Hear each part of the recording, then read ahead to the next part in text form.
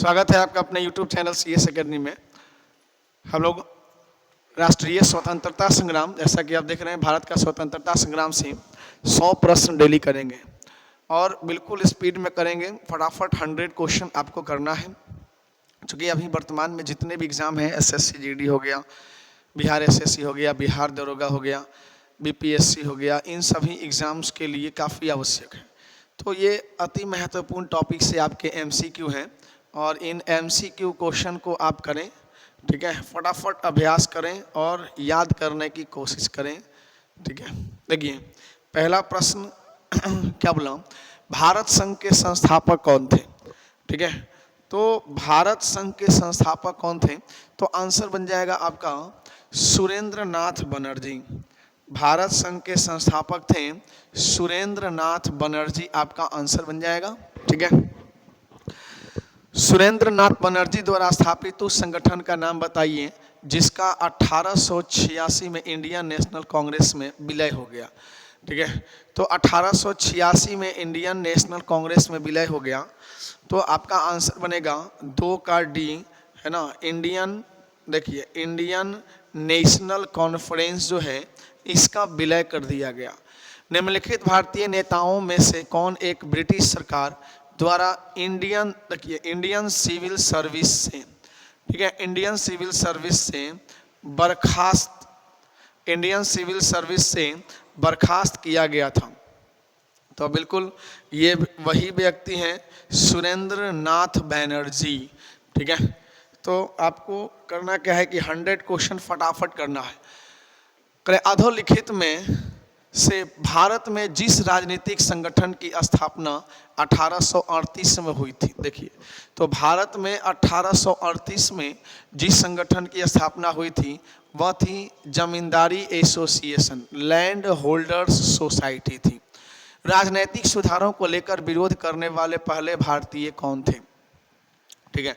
तो राजनीतिक सुधारों को लेकर विरोध करने वाले तो वही थे सुरेंद्र नाथ बनर्जी, सुरेंद्र नाथ। प्यारी चंद्र मित्र निम्नलिखित में से किस संगठन के सचिव, देखिए तो कह रहे हैं प्यारी चंद्र मित्र जो हैं वो किस संगठन के सचिव थे, तो आंसर बन जाएगा option number D, Bengal British India society के सचिव थे। मद्रास महाजन सभा की स्थापना कब की गई थी, ठीक है। तो मद्रास महाजन सभा की स्थापना, तो काफ़ी महत्वपूर्ण प्रश्न है ये, 1884 में, ठीक है। नेक्स्ट क्वेश्चन देखेंगे, निम्नलिखित में से किस एक ने सन 1875 में हाउस ऑफ कॉमन्स में नए याचिका प्रस्तुत करने हेतु ब्रिटिश संसद में भारत के प्रत्यक्ष प्रतिनिधित्व की मांग की थी, ठीक है। तो यहाँ पे संगठन का नाम पूछा गया है, तो वो संगठन है दी पूना सार्वजनिक सभा ने इसकी मांग की थी। अगला है सूची 1 को सूची 2 से सम्मिलित करें। कह रहा है कि बॉम्बे, देखिए सूची 1 को सूची 2 से सुमेलित करना है। बॉम्बे इंडियन एसोसिएशन, ठीक है, Bombay presidency association, central Mohammedan national association, servant of India society, है ना। और तो देखिए, और ये सैयद अमीर अली, इसका पार्ट यहाँ पे आ गया है, ठीक है। तो हम इसका मिलान करेंगे और आंसर क्या बनेगा आपका, देखिए ए का जो मिलान होगा वो किससे होगा, ब्रिटिश इंडियन एसोसिएशन यानी कि 3, राधाकांत देव, ठीक है। बॉम्बे प्रेसिडेंसी एसोसिएशन की बात करें तो ये आपका हो जाएगा KT Tailang. Central Mohammedan national association की बात करें तो ये है सैयद अमीर अली हैं, और सर्वेंट ऑफ इंडिया सोसाइटी जो है गोपाल कृष्ण गोखले। तो बच्चे एक का आंसर, एक का हो जाएगा 3, ठीक है, B का हो जाएगा आपका 2, C का हो जाएगा, C का 4 और D का हो जाएगा 1। 3 2 4 1, 3 2 4 1, आपका आंसर बनेगा ऑप्शन नंबर B, ठीक है। फटाफट रिवीजन, एकदम फटाफट करना है स्पीड में, ठीक है। नेक्स्ट देखेंगे, राष्ट्रीय कांग्रेस से पूर्व सबसे प्रमुख संस्था कौन सी थी। तो राष्ट्रीय कांग्रेस से पहले जो संस्था थी वो देखेंगे, चारों तो संस्था ही हैं। बंगाल ब्रिटिश इंडिया सोसाइटी, तो बंगाल ब्रिटिश इंडिया सोसाइटी की अगर हम बात करें तो ये 1843 में गठित की गई। Bengal British India society, East India association की अगर हम बात करें, ठीक है, और यंग बंगाल एसोसिएशन की बात करें, ये सभी आपके संस्था में आते हैं। तो आंसर क्या बनेगा इसका बताइए? इसका बनेगा Indian association of Calcutta. Indian association of Calcutta आपका आंसर बनेगा। चलिए आगे बढ़ा जाए। निम्नलिखित को उनके संगठन के आधार पर क्रमवार सजाएं। तो इनके संगठन के आधार पर इन्हें क्रमवार सजाना है, तो भाई कैसे सजाएंगे? सबसे पहले कौन सा? तो सबसे पहले अगर आप बात करें तो सबसे पहले है बॉम्बे एसोसिएशन, ठीक है, सबसे पहले है बॉम्बे एसोसिएशन, उसके बाद है आपका इंडियन लीग। आंसर बनेगा इसका डी। निम्न युग्मों में से कौन सही सुमेलित नहीं है? तो सही सुमेलित आपको ढूंढना है, तो आंसर क्या बनेगा? ब्रिटिश इंडिया एसोसिएशन, देखो society London, east India association Calcutta, Indian national Indian association London, ठीक है, ठीक है। और उसके बाद बोला आपका इंडियन एसोसिएशन की अगर हम बात करें तो इंडियन एसोसिएशन बम्बई नहीं होगा, कलकत्ता होगा, यानी कि आंसर बनेगा आपका, देखिए 1 मिनट यहाँ पर देखना होगा, आंसर बनेगा आपका ये भी ईस्ट इंडिया एसोसिएशन भी गड़बड़ है, ठीक है, ये ईस्ट इंडिया एसोसिएशन, तो 2 भी गड़बड़ है और ये आपका 4 भी, तो आंसर बनेगा डी।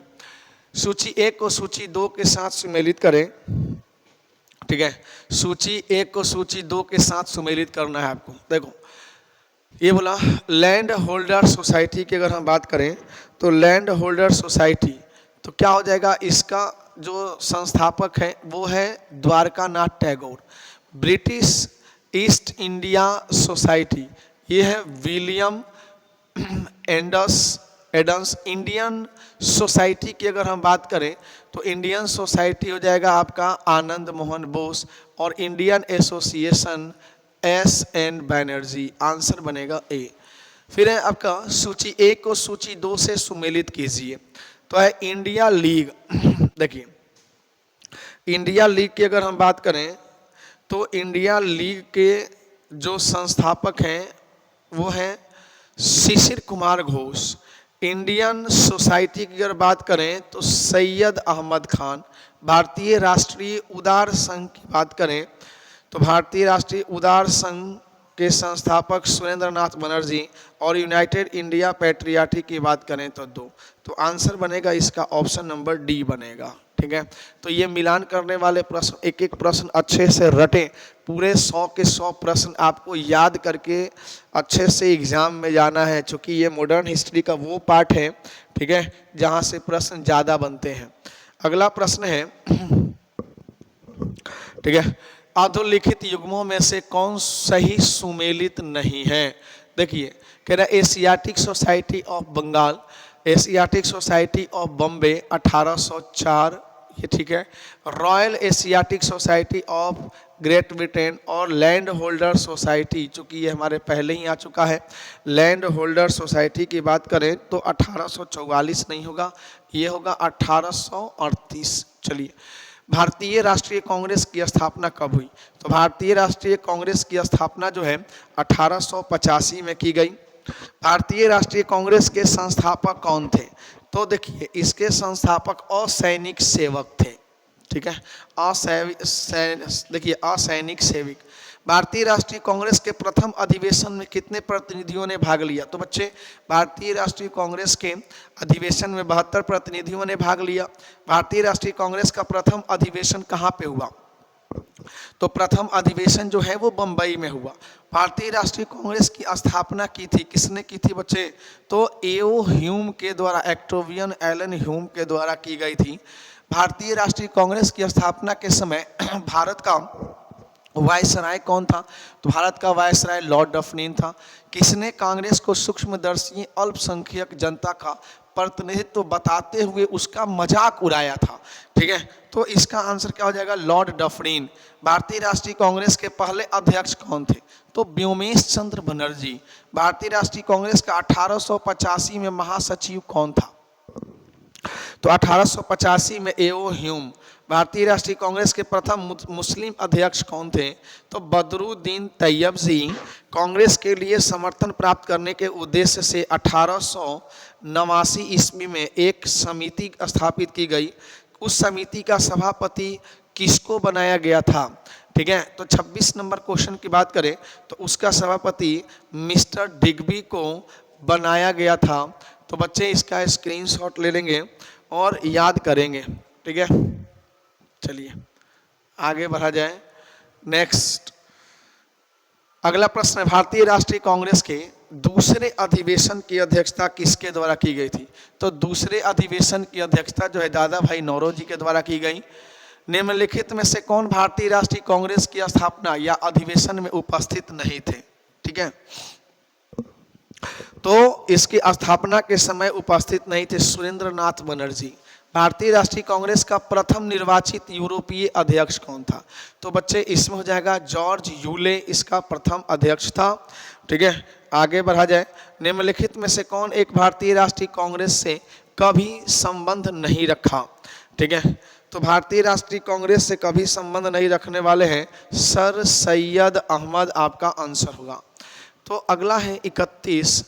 देखो इस कथन पर विचार करना है, भारतीय राष्ट्रीय कांग्रेस की प्रथम महिला अध्यक्ष सरोजनी नायडू थी? नहीं, भारतीय राष्ट्रीय कांग्रेस की पहली महिला जो अध्यक्ष थी वह एनी बेसेंट थी।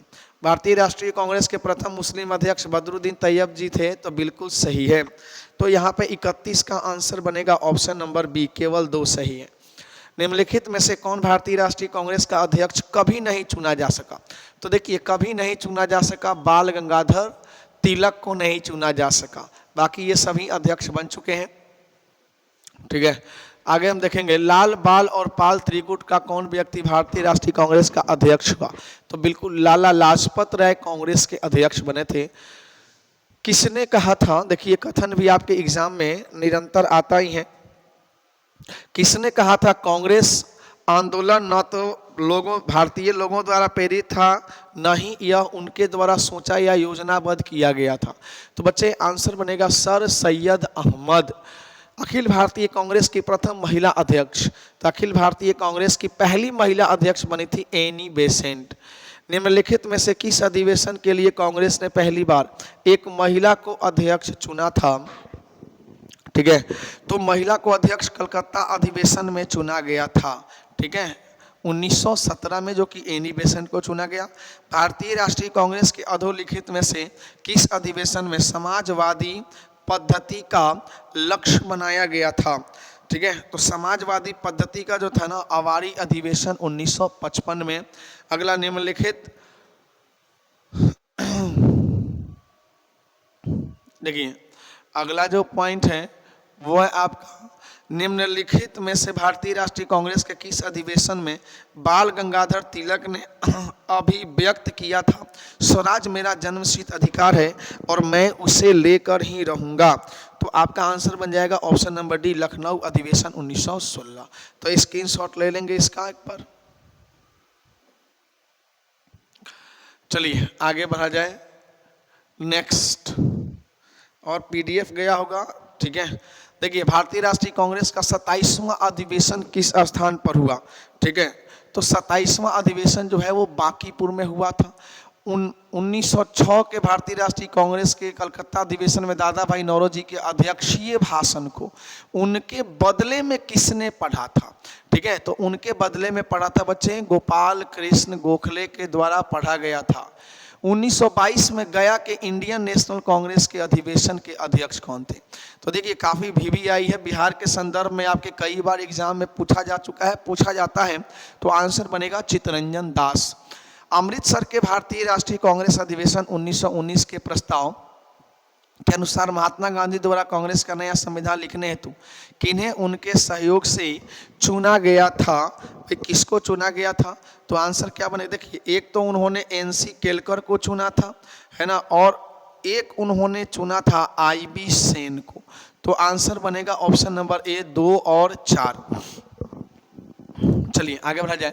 भारतीय राष्ट्रीय कांग्रेस का अंतिम अधिवेशन जिसमें बाल गंगाधर तिलक ने भाग लिया था, तो बाल गंगाधर तिलक अमृतसर अधिवेशन में बाल गंगाधर तिलक ने भाग लिया। अध्यक्षीय संबोधन के समय जिस कांग्रेस अध्यक्ष ने हिंदी के लिए रोमन लिपि, देखिए हिंदी के लिए रोमन लिपि लागू करने की वकालत की थी, वो व्यक्ति कौन थे? तो सुभाष चंद्र बोस थे। ठीक है, तो काफी इंपॉर्टेंट प्रश्न है ये।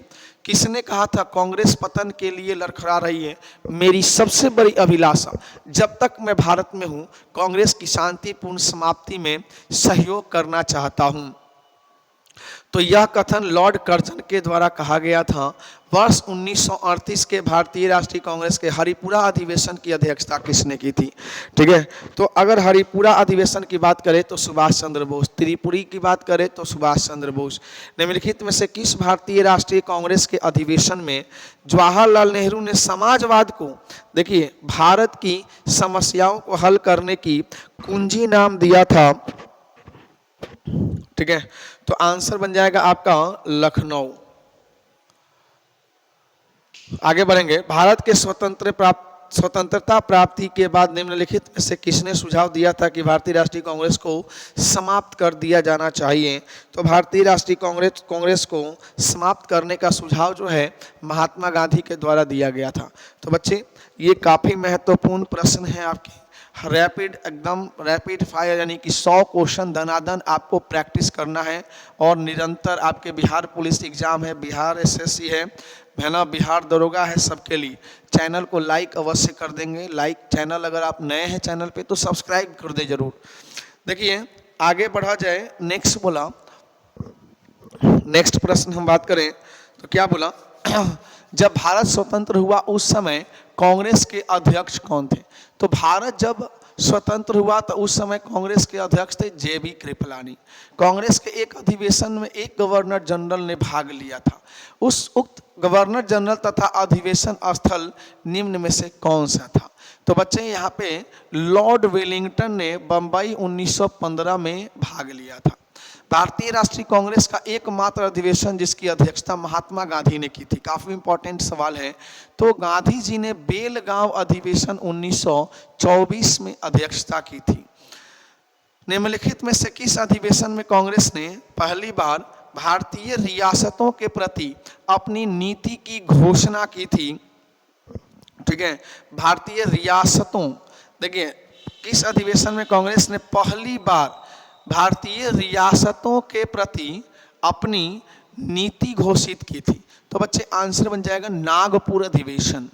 अगला है अध्यक्ष, देखिए कह रहे हैं कि नीचे उन व्यक्तियों की सूची दी गई जो भारतीय राष्ट्रीय कांग्रेस के अध्यक्ष हुए, तिथियानुसार उन्हें क्रमबद्ध कीजिए। नीचे दिए गए कूट का उपयोग कर अपना उत्तर दे। तो देखिए यहाँ पर दिया हुआ है आपका, क्या हो जाएगा? देखिए सबसे पहले तो हम बात करेंगे, सबसे पहले कौन बने थे? तो अगर हम अध्यक्ष पद की बात करें तो महात्मा गांधी बने थे। और महात्मा गांधी के बाद कौन बने? श्रीमती सरोजिनी नायडू भी बनी थी। और उसके बाद 1 और 4 ढूंढिए, इसमें 1 और 4 उपयुक्त, आंसर सी ही बनेगा। उसके बाद जवाहरलाल नेहरू और सरदार वल्लभ भाई पटेल। चलिए आगे बढ़ा जाए। देखिए क्या बोला? निम्नलिखित कथनों पर विचार कीजिए। अब आपको विचार करना है। भारतीय राष्ट्रीय कांग्रेस का प्रथम अधिवेशन कलकत्ता में हुआ? नहीं बच्चे, प्रथम अधिवेशन कलकत्ता में नहीं, बंबई में हुआ। भारतीय राष्ट्रीय कांग्रेस का दूसरा अधिवेशन दादा भाई नौरोजी की अध्यक्षता में हुआ था। ठीक है, बिल्कुल सही। देखिए कथन पर विचार करना है। भारतीय राष्ट्रीय कांग्रेस का प्रथम अधिवेशन कलकत्ता में हुआ? नहीं, बंबई में हुआ। भारतीय राष्ट्रीय कांग्रेस का दूसरा अधिवेशन दादा भाई नौरोजी की अध्यक्षता में हुआ। ठीक है, भारतीय राष्ट्रीय कांग्रेस का मुस्लिम, देखिए भारतीय राष्ट्रीय कांग्रेस और मुस्लिम लीग, इन दोनों का पैक्ट हो गया लखनऊ में 1916 में। तो ये भी बात आपका सही है। तो आंसर बनेगा आपका सी। 2 और 3 क्या है? सही है। देखिए अगला है जन गण मन पहली बार किस अवसर पर गाया गया? तो जन गण मन जो है पहली बार भारतीय राष्ट्रीय कांग्रेस के अधिवेशन 1911 में गाया गया। मोस्ट इंपॉर्टेंट, देखिए VVI प्रश्न है, सभी परीक्षाओं में पूछे जाते हैं। अगला है 56 नंबर, सूची 1 को सूची 2 से मिलान करें। तो ये अध्यक्ष है कांग्रेस के और अधिवेशन। तो देखिए अगर हम बात करें इसका, डॉक्टर M.A. अंसारी की अगर हम बात करें तो डॉक्टर M.A. अंसारी ने मद्रास की अध्यक्षता की, पुरुषोत्तम दास टंडन की बात करें तो इन्होंने नासिक की अधिवेशन की अध्यक्षता की। सरोजिनी नायडू की अगर हम बात करें तो सरोजिनी नायडू जो हैं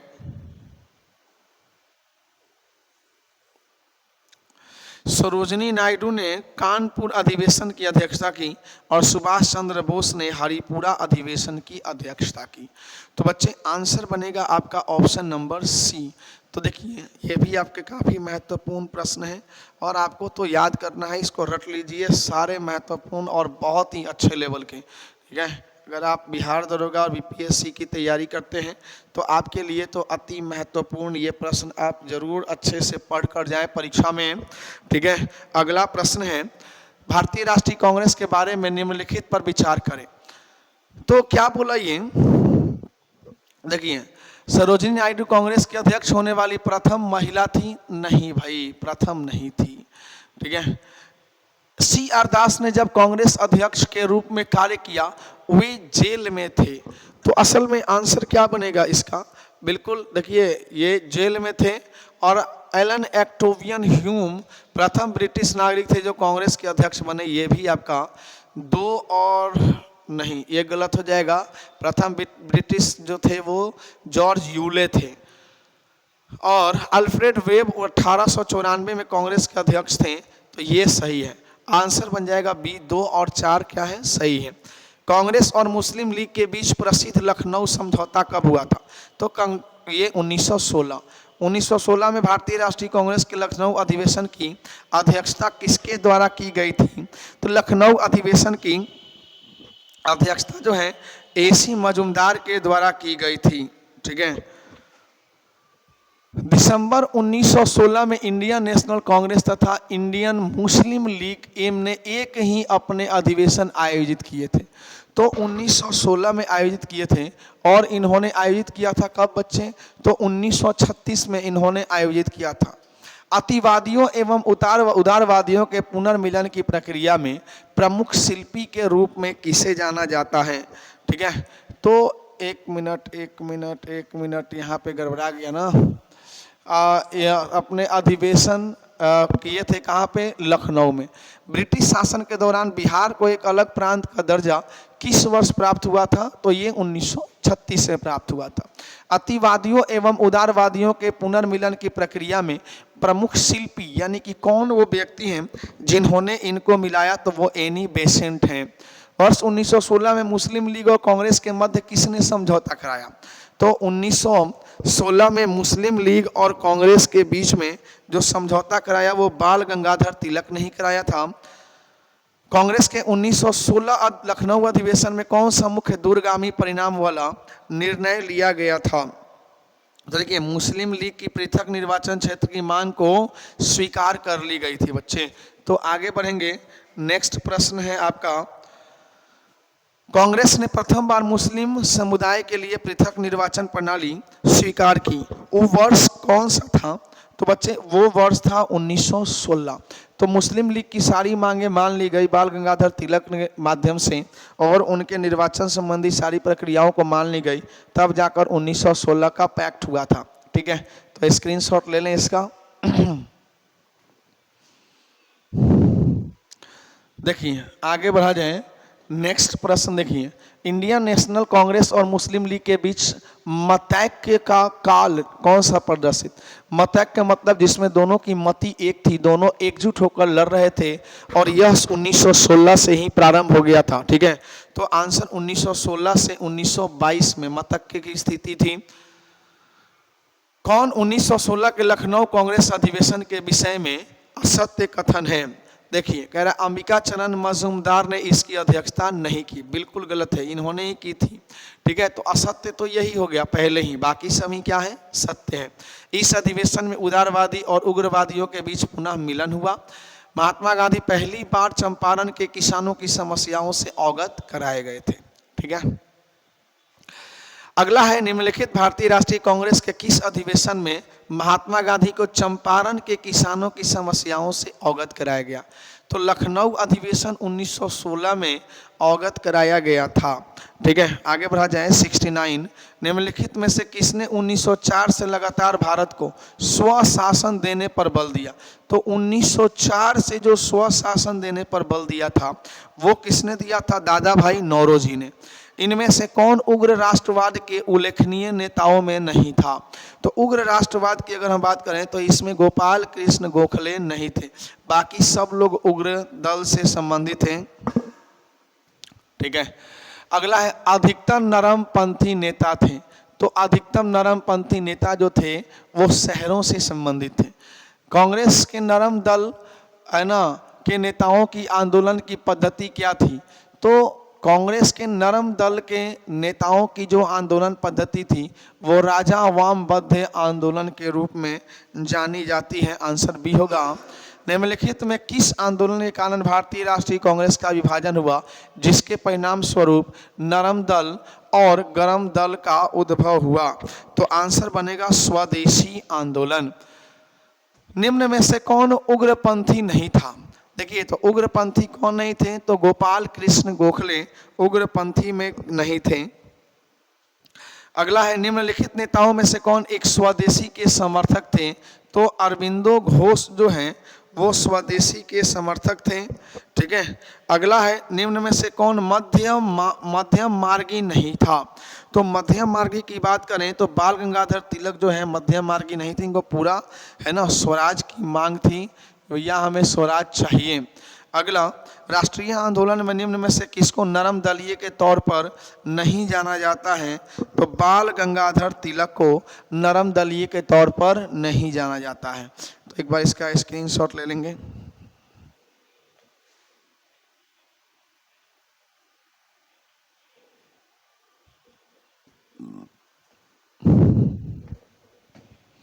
चलिए आगे बढ़ा जाए। नेक्स्ट, तो बच्चे अगला प्रश्न है, महाराष्ट्र में गणपति पर्व का श्री गणेश किसके द्वारा किया गया? तो कई बार आपके एग्जाम में पूछा गया प्रश्न है। तो गणपति उत्सव की अगर हम बात करें और शिवाजी उत्सव, दोनों प्रारंभ करने का श्रेय जाता है किसको? बाल गंगाधर तिलक को। बाल गंगाधर तिलक को किसने अशांति का जनक कहा था? देखिए, तो वैलेंटाइन शिरोल ने अशांति का जनक कहा था बाल गंगाधर तिलक को। बीजी तिलक को सजा के पश्चात निम्नलिखित में से किसने दया वकालत की थी और कहा था कि संस्कृत के एक विद्वान के रूप में तिलक में मेरी दिलचस्पी है?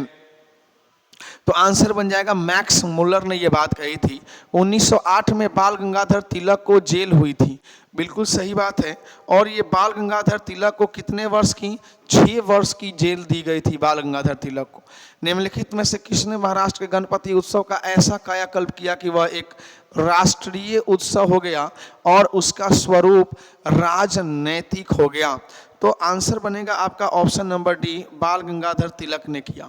किसने भारतीय राष्ट्रीय कांग्रेस पर प्रार्थना याचना तथा विरोध राजनीति करने का आरोप लगाया था? तो यह आरोप बाल गंगाधर तिलक के द्वारा ही लगाया गया था। आगे बढ़ेंगे। महात्मा गांधी ने वल्लभ भाई पटेल को सरदार की उपाधि उनकी बड़ी संगठन क्षमता के कारण किस आंदोलन में दिया था? तो बिल्कुल बारदोली सत्याग्रह के दौरान दिया गया था। बारदोली सत्याग्रह। निम्नलिखित में से कौन नेता कांग्रेस के गरम दल से संबंधित था? तो कांग्रेस के गरम दल की बात करें तो अरविंदो घोष जो हैं गरम दल से थे। निम्नलिखित में से कौन उग्र राष्ट्रवादी नेता नहीं था? देखिए, उग्र राष्ट्रवादी नेता की अगर हम बात करें तो इसमें जीके गोखले, गोपाल कृष्ण गोखले नहीं थे। भारतीय राष्ट्रीय आंदोलन नरमपंथियों के प्रभावाधीन आया। देखिए, भारतीय राष्ट्रीय आंदोलन नरमपंथियों के अधीन आया था कब? तो 1906 के बाद आया था, गरमपंथियों के अधीन, सॉरी। निम्नलिखित में से कौन भारतीय राष्ट्रीय कांग्रेस में उदारवादियों से जुड़ा हुआ नहीं था? तो उदारवादियों से जुड़ा हुआ नहीं था इसमें लाला लाजपत राय। भारतीय मुसलमान सामान्य रूप से उग्रवादी आंदोलन की ओर आकर्षित नहीं हुए। इनका मुख्य कारण क्या था?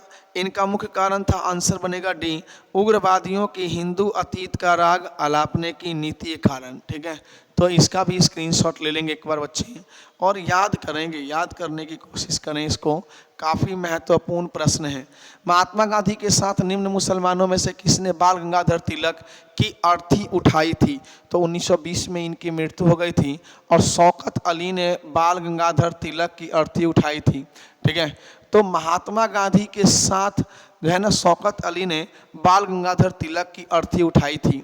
भारत के स्वतंत्रता आंदोलन के प्रारंभिक दौर में उग्रवादी विचारधारा को निम्नलिखित में से कौन सा एक निरूपित करता है? तो आंसर बनेगा आपका बी, संवैधानिक साधनों एवं याचिकाओं के स्थान पर आक्रामक साधनों से स्वशासन प्राप्त करना। आंसर बन जाएगा ऑप्शन बी। देखिए 92 नंबर प्रश्न जो है कथन है बाल गंगाधर तिलक सांप्रदायिकतावादी थे। ठीक है, उन्होंने धर्म का राजनैतिक अस्त्र के रूप में प्रयोग किया था।